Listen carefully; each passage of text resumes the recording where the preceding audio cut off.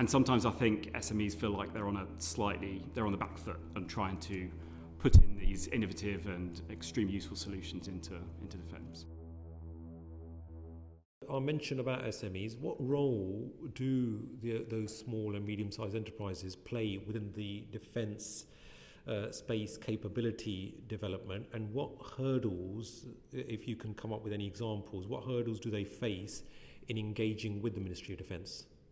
So SMEs, about 90% of UK space commercial companies are SMEs or startups, so it's a huge number.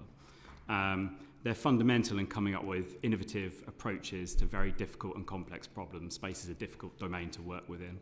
A lot of these SMEs and startups have good collaborations with universities, so they can come up with new and innovative solutions to some of these problems.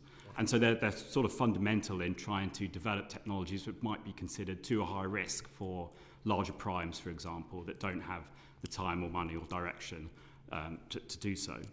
In my own experience, and from being on the SDA group, which is made up predominantly of SMEs, the many access points into government for procurement makes it very confusing and complicated. There's a whole host of different ways for procurement to happen.